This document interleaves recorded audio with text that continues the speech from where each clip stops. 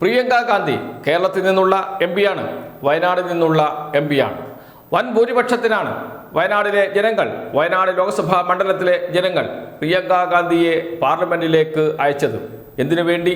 മോദിക്കെതിരെ, BJPയുടെ fascist നയങ്ങൾക്കെതിരെ പോരാടാൻ, ഒരു ഒത്തുതീർപ്പിനും തയ്യാറാകാതെ പ്രതിഷേധം ഉയർത്തിക്കൊണ്ടുവരുവാൻ. ഇതൊക്കെയാണ് മത്സരിക്കുന്ന ഘട്ടത്തിൽ പറഞ്ഞിരുന്നത് പ്രിയങ്ക ഗാന്ധിയെക്കുറിച്ച്. പക്ഷെ പ്രിയങ്ക ഗാന്ധി ദില്ലിയിൽ പോയിട്ട് എന്താണ് സംഭവിച്ചത്? ഇതാ കാണാം ഒരു ചിത്രം, ഒരു ചായ സൽക്കാരത്തിൻ്റെ ചിത്രമാണ്.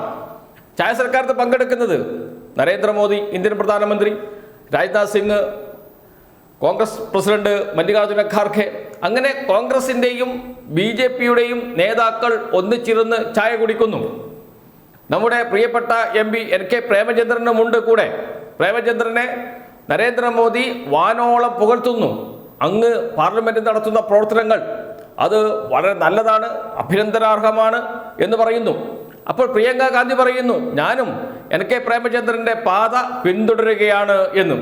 എന്ന് വെച്ചാൽ പ്രധാനമന്ത്രി നരേന്ദ്രമോദി നാളെ എന്നെയും പുകഴ്ത്തേണ്ടി വരും, അഭിനന്ദിക്കേണ്ടി വരും, അത്തരം പ്രവർത്തനം ഞാൻ കാഴ്ചവെക്കും എന്ന് പറയുന്നു. ഈ വാർത്ത നൽകിയത് മാതൃഭൂമിയാണ്. അതുകൊണ്ട് തെറ്റാണ് എന്ന് പറയാൻ കഴിയില്ല. ദേശാഭിമാനിയോ മറ്റേതെങ്കിലും മാധ്യമങ്ങളാണ് ഈ വാർത്ത നൽകിയതെങ്കിൽ അത് വെറുതെ പറയുന്നതാണ് എന്ന് പറയാം. പക്ഷെ നൽകിയത് മാതൃഭൂമിയാണ്. അതുകൊണ്ട് തെറ്റാൻ യാതൊരു സാധ്യതയുമില്ല. കോൺഗ്രസിന് വേണ്ടി, UDFന് വേണ്ടി പണിയെടുക്കുന്ന മാധ്യമങ്ങളിൽ ഒന്നാണ് മാതൃഭൂമി എന്ന കാര്യത്തിൽ ആർക്കും തർക്കമുണ്ടാകില്ല. അങ്ങനെ ചായ സൽക്കാരത്തിൽ ഒന്നിച്ചിരുന്ന് ചായ കുടിച്ച് പിരിയുന്നു. അതിലെന്താണ് ഇത്ര വലിയ തർക്കം വേണ്ടത്? സ്പീക്കർ വിളിച്ചു ചേർത്ത ചായ സൽക്കാരമല്ലേ, അതിൽ എല്ലാ MPമാരും പങ്കെടുക്കേണ്ടേ? പക്ഷേ എല്ലാ MPമാരും പങ്കെടുത്തില്ല. ഇന്ത്യ മുന്നണിയിലെ മറ്റ് പാർട്ടികളിലെ MPമാർ ബഹിഷ്കരിച്ചു, പങ്കെടുത്തില്ല. എന്തുകൊണ്ട്? ജനദ്രോഹപരമായ ബില്ലുകൾ പാസാക്കിയ പാർലമെന്റ് സമ്മേളനമാണ് കഴിഞ്ഞത്. ഏറ്റവും ജനദ്രോഹകരമായ ബില്ല് പാസാക്കിയ പാർലമെന്റ് സമ്മേളനമാണ് കഴിഞ്ഞത്. ആ ബില്ല് പാസാക്കാൻ എല്ലാ ഒത്താശയും ചെയ്തു കൊടുത്ത ആളാണ് സ്പീക്കർ. നേരത്തെയും ഇതുപോലെ ചായ സൽക്കാരങ്ങൾ നടക്കാറുണ്ട്. അതിലൊന്നും പ്രതിപക്ഷ MPമാർ പങ്കെടുക്കാറില്ല, ബഹിഷ്കരിക്കുകയാണ് പതിവ്. എന്തുകൊണ്ട്?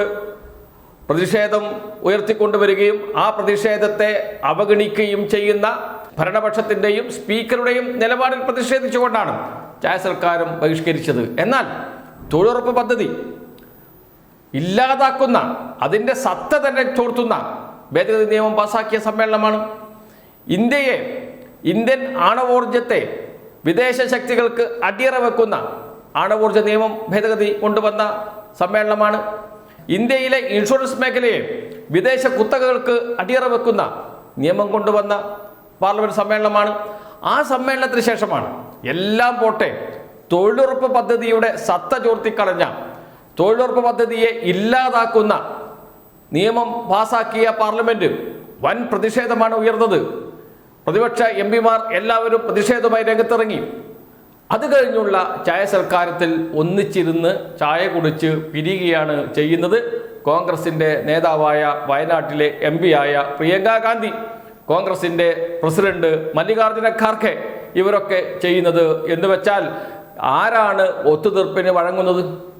കേരളത്തിലെ CPIM ആണ് ഇടനിലയായി പ്രവർത്തിക്കുന്നത്.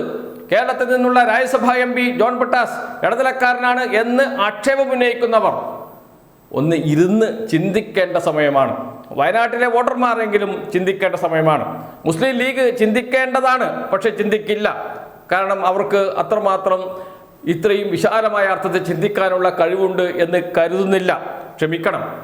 അവർക്ക് വേണ്ടത് അടുത്ത കസേരയാണ്, മന്ത്രി കസേരയാണ്, അധികാര കസേരയാണ്. അതിനുവേണ്ടി എന്തും ചെയ്യാൻ അവർ തയ്യാറാണ്. അതിന്റെ ഭാഗമായിട്ടാണ് പ്രിയങ്ക ഗാന്ധിക്ക് ഇത്രയും ഭൂരിപക്ഷം കൊടുത്ത് പാർലമെന്റിലേക്ക് അയച്ചത്, BJPക്കെതിരെ പോരാടാൻ. അവർ അവിടെ BJPയുമായി കൈകോർക്കുന്നു, ഒന്നിച്ചിരിക്കുന്നു, ചായ കുടിക്കുന്നു, പിരിയുന്നു. അതും ഏറ്റവും ജനദ്രോഹപരമായ ബില്ലുകൾ പാസാക്കിയതിനു ശേഷമുള്ള, തൊഴിലുറപ്പ് പദ്ധതി ഇല്ലാതാക്കുന്ന ബില്ല് പാസാക്കിയതിനു ശേഷമുള്ള സമ്മേളനത്തിൽ. എന്ന് വെച്ചാൽ എന്താണ് പ്രിയങ്ക ഗാന്ധിയുടെ നിലപാട്, എന്താണ് കോൺഗ്രസിൻ്റെ നിലപാട്, എന്താണ് UDFന്റെ നിലപാട് എന്നതാണ് ഇവിടെ ചർച്ചയാകുന്നത്.